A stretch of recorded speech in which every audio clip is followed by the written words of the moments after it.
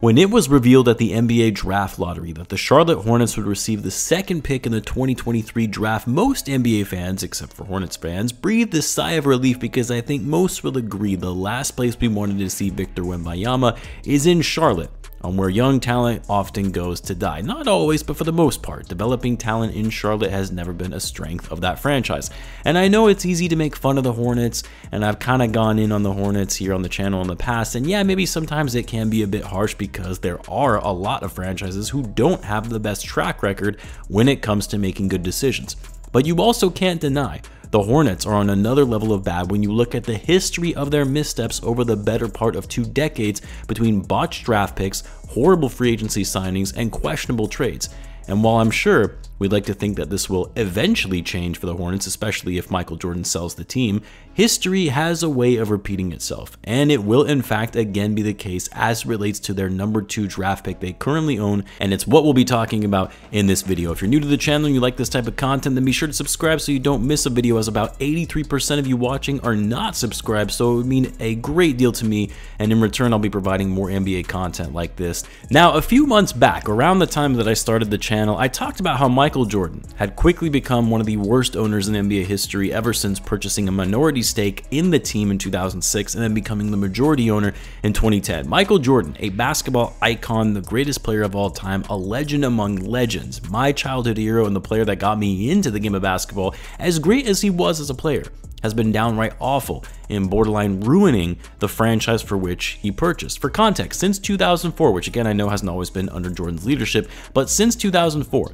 the Charlotte Hornets have been to the playoffs 3 times in nearly 20 years, and have lost in the first round in all 3 of those playoff appearances. The last time the Hornets won a playoff series was in 2002, which is now the longest streak in the NBA for a playoff series win drought. Even the Kings and the Knicks have won at least 1 playoff series in the last 20 years. 2 franchises that have seen the least amount of success in the last 2 decades, but the Hornets absolutely take the cake, and it really starts with poor drafting because look, everyone knows Charlotte is not a free agency destination. Even Hornets fans and the Hornets themselves, I'm sure, would acknowledge this. So what do these small market, non-attractive free agency spots have to do to put together a winning team and become relevant? You have to build through the draft. You think San Antonio is an attractive free agency destination, or Milwaukee, or even Utah? Generally speaking, over the years, no, they haven't. But one thing they have done well at certain points in their franchise history is drafted well to actually produce winning teams from time to time. You might call it lucky, the Spurs especially in getting the number 1 pick to get Tim Duncan in 1997, and then most recently the number 1 pick for this upcoming draft to select the prospect of a lifetime, but they also had draft steals in guys like Tony Parker, Manu Ginobili, Kawhi Leonard, even DeJounte Murray as a late first rounder, and then flipping him for multiple first round picks when they were triggering their most recent rebuild. For a team like the Jazz, drafting Darren Williams or later on Rudy Gobert and Donovan Mitchell, not saying all these guys are superstars and they ultimately traded all of them when things didn't work out, but unlike the Hornets, they were able to build their franchise into contenders, even if only for a short period of time, despite not being the most attractive free agency destinations, because they were able to build through the draft. And I'm not saying these teams didn't have their fair share of draft misses. They certainly did, just like every other team. You're gonna have your busted picks here and there.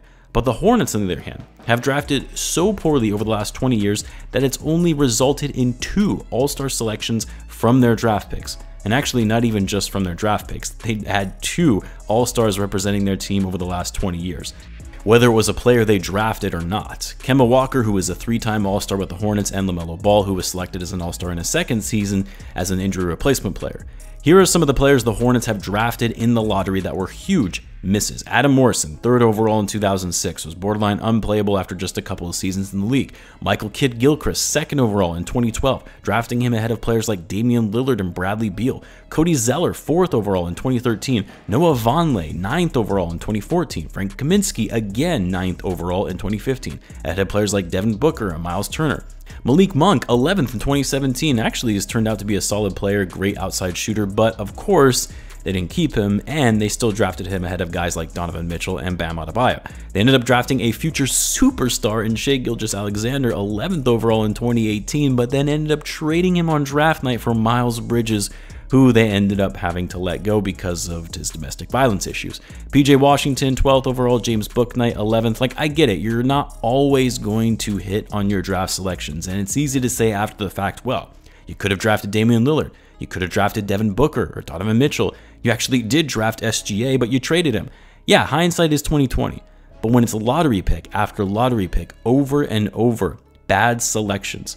We're talking bust level selections. Yeah, it says more about your ability to scout and assess talent. That's a trend that can't be ignored. And here's the thing, the Charlotte Hornets are being handed yet another gift, a chance to bring their franchise out of poverty and making them relevant. A number 2 pick and the chance to draft a generational talent, a franchise-altering player in Scoot Henderson, a big-bodied point guard with elite athleticism, speed, strength, quick first step, and the ability to finish at the rim to go along with his court vision and passing. He's everything you want in a point guard, with a ton of upside potential. He needs to work on his shooting and decision-making at times, but that will come with time and development. The point is Scoot is the real deal. He's a point guard you draft for the future. And there's no doubt in my mind that the Hornets are somehow going to screw this up. Why? Because they think they already have their franchise point guard and LaMelo Ball. Now, no disrespect to LaMelo. He's a hell of a player. He's one of the few draft picks the Hornets have actually done well on, although with the 3rd pick in that draft and LaMelo being available, there was no way they weren't going to take him at 3 when he was projected to be a top 3 pick. And LaMelo has been good for them, arguably their best player since Kemba Walker. But if we're being real, LaMelo isn't as good as some people make him out to be. Good offensive player, great playmaker, can run the floor, control the tempo of the game, but he also has been wildly inconsistent as a shooter. He often gets tunnel vision and tries to do too much without getting his teammates involved, turns the ball over at high rate, and he isn't that great on defense. I'm not saying he's trash or if the Hornets should look to move him at all costs, but any rational and competent franchise would not prioritize LaMelo Ball over Scoot Henderson for their future, especially when you also consider that LaMelo, like his brother, hasn't been able to stay healthy so far in his short career. Availability is everything in the NBA. LaMelo played 36 games this past season. But here's the thing.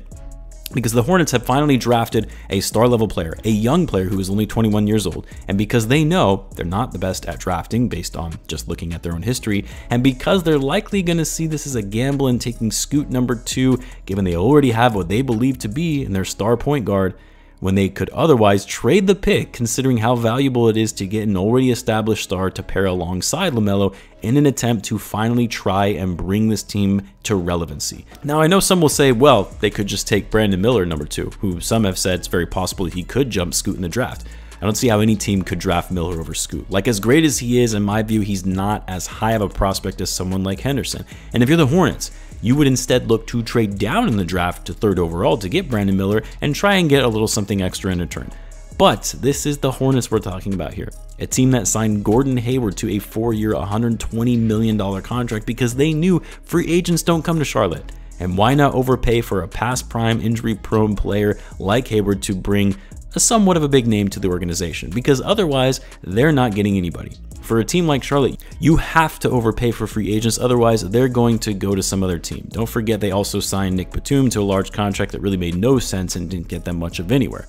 And because the Hornets know they have a valuable draft pick in a historically stacked draft class, an already established star player, I can see easily them making a big mistake in trading this pick for some star that has already reached their ceiling. Sure, they'll be better than Scoot in the short term, but not when you look at the massive potential you would otherwise get from Scoot in the long run. But since the Hornets have been burned by high lottery picks in the past, they're going to see this as an opportunity to strike when teams are going to be coveting that number 2 pick. What would that trade look like though?